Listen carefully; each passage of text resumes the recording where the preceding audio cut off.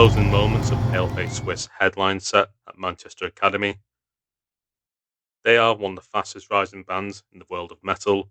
They've played festivals all over the world, there's sold out headline tours, and they really are building a name for themselves. It was a cold, wet Thursday night in January, and I did wonder if that would affect attendance at all. Well, looking at this is 40 minutes before doors, and this speaks to the popularity of Paleface Swiss with dozens, over 100 people waiting to get in early. I also realised at that point that I was one of the oldest in attendance. It was definitely a younger crowd, people in the late teens, early 20s, and I was expecting a lot of energy from these young whippersnappers. Once inside the venue, I took to my safe spot on the edges, and I noticed the venue was packing out nicely, just in time for the first band, Stick to Your Guns. Look in any direction, and you could see Paleface Swiss merch anywhere, but when Stick to Your Guns took to the stage, you could tell they definitely were not here to make up the numbers. Within about two songs, we got our first pits of the evening, and it wasn't long after that before we started seeing crowd surfers and people deciding to go airborne. But from my side, from the edges, the sound was just definitely off. It sounded far too bass heavy, and it made for uncomfortable listening at times. It just eliminated all kind of melody from the set. But I think those younger people, those inside the pit, didn't really care. They loved it. They were singing along to the band's song, especially songs like Spineless. I noticed that got a good reaction, and it was definitely a good start. And like I say, they definitely were not here to make up the numbers.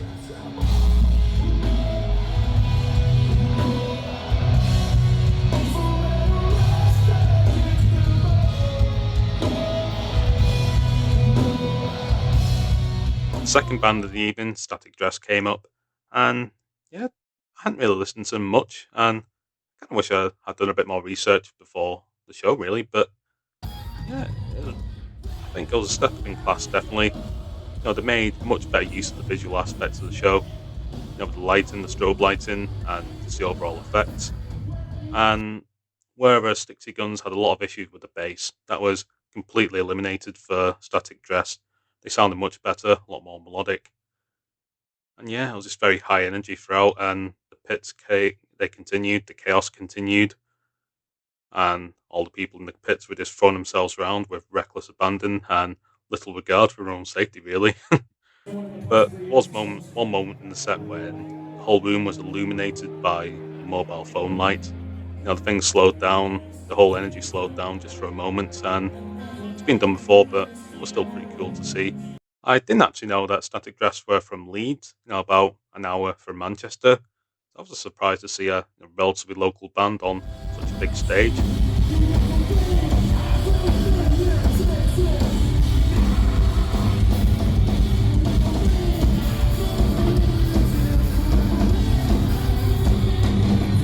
Then it was time for Paleface Swiss. Now, the vocalist Mark, he had some interesting insights tonight. He said how he spoke about his love for Manchester. He said how it's a city where he gets more compliments on his nails than anywhere else in the world. And he also said it's his favourite city in the UK. And I did think that was pandering, really. I did wonder how legitimate that was. But he did explain more later on why he loves the city so much. I'll tell you more about that later. I mean, I've seen so many bands do this, hardcore, metalcore, crossover style. And it just makes me think, what is it about Paleface Swiss that was connecting to this crowd so well and so deeply? For me, this feels like each of the musicians, especially the vocalist Mark, it just feels so genuine and so much conviction.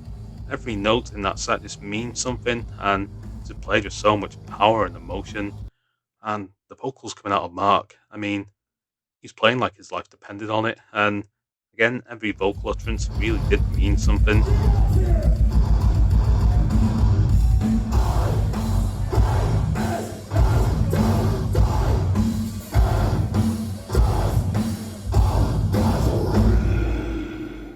Now, the band had released a new EP a few weeks prior, the Wilted, and as you'd expect, some of those songs made their way into their set, including Wilted Flower, which is an absolute bruiser, and it definitely injected some energy into the set.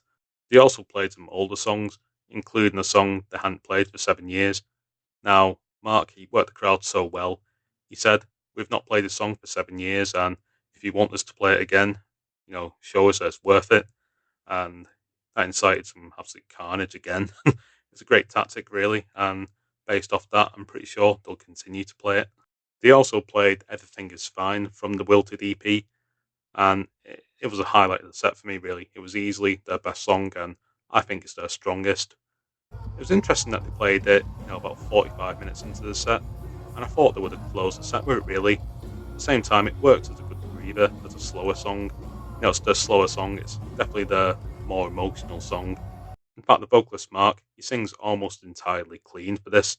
There's very little growling in it at all or screams. And yeah, it's just a good song where everyone can put their arms in the air, wave to side, and just have a breather really from all the chaos. So I think that's why it works better at that position in the set, really, come to think of it.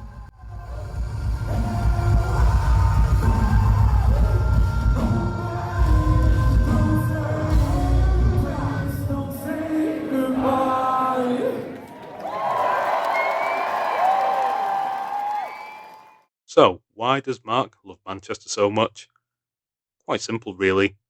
He said that this was the place they did the first ever international show as a band, and they played in front of 3.5 people in rebellion, his exact words.